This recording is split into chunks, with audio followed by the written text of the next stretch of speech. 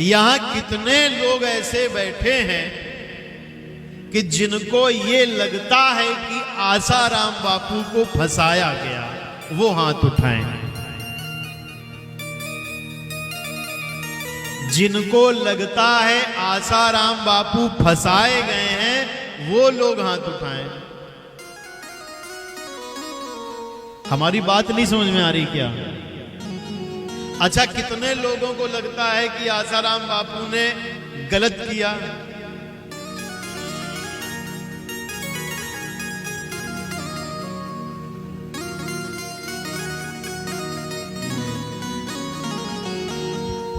देखिए, हम आसाराम बापू जी के शिष्य नहीं हैं, मगर शुरू में हमको भी ये लगा, पर जब हम वहां के आईजी से मिले और वहां पे हमने और चीजें पढ़ी और चीजें जानी, तब हमने ये निष्कर्ष निकाला कि आसाराम बापू को बदनाम करने में कम से कम 30 करोड़ रुपए खर्च किए गए। जिस लड़की ने आरोप लगाया डॉक्टरी में सब निगेटिव था, कुछ भी पॉजिटिव नहीं था। आसाराम बापू ईसाई मिशनरीज के खिलाफ लड़ते रहे और हम हिंदू इतने मूर्ख हैं कि हम तो ये सोचते हैं टीवी में जो कह दिया वो सच है। अच्छा, तुम लोग बताओ, तुम्हारे पिता की उम्र 65 साल है, तुम्हारे सगे बाप की उम्र 65 साल है, तो क्या तुम ये सपने में भी सोच सकते हो कि तुम्हारे 65 साल के पिताजी बलात्कार करेंगे? क्योंकि उस समय सिर्फ आसाराम ही ऐसे थे जो सनातन धर्म को इतनी तेजी से प्रचार करके बढ़ा रहे थे, जिससे झारखंड के जो आदिवासी इलाकों में धर्मांतरण करा दिया गया था, चमत्कार के नाम पर, चंगई सभाओं के नाम पर, और उन्होंने कम से कम 15 से 10 लाख लोगों को वापस हिंदू धर्म पे लाए थे। बस ये चीज ईसाई मिशनरीज की को पसंद नहीं आई, और उन्होंने, आज देखिए कि जो लोग ब्लेम लगाते हैं पहले कम पैसे वाले होते हैं और ब्लेम लगाने के बाद अरब खरबपति हो जाते हैं। इतना पैसा कहां से आ जाता है? टीवी भी चलने लगती है, मीडिया भी बिकने लगती है, सब कुछ होता है और हिंदू सोचता है। अच्छा, आप दिल से बताइए, मैं कह रहा हूं मेरे पिताजी 65 साल के हैं, 80 साल के हैं, वो तो बलात्कार नहीं कर सकते। क्या आपके पिता अगर 80 साल के हैं तो वो बलात्कार कर सकते? नहीं कर सकते ना। हमारे बाबूजी कर सकते? नहीं कर सकते।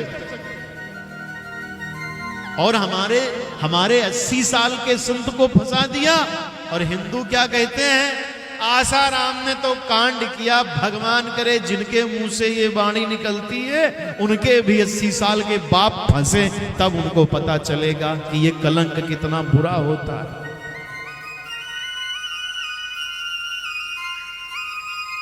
तो मैं आप हिंदुओं से कह रहा हूं, अभी केरल में एक पादरी के ऊपर 5 ननों ने आरोप लगाया और वो पादरी सिर्फ 40-45 साल का है। उसको पुलिस ने जेल तक नहीं भेजा। दिल्ली के जो बड़ी मस्जिद है, वहां का जो मौलवी हैं, उनके ऊपर 172 मुकदमे हैं, वो आज तक जेल नहीं गए। ऐसा क्यों होता है कि हिंदू संत ही जेल बार बार भेज दिए जाते हैं?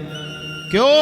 यदि तुमने राष्ट्र के लिए और हिंदुओं के लिए बोलना शुरू किया तो देखिए, हम लोगों को जो पैसा मिलता है वो आप लोग देते हैं। बेटा, कुछ लोग शांत कराओ, समिति के लोग बच्चों को पीछे कर दें। बच्चों को खेलने के लिए पीछे करें। क्या होता है, वेटिकन सिटी से पैसा आता है धर्मांतरण करने के लिए।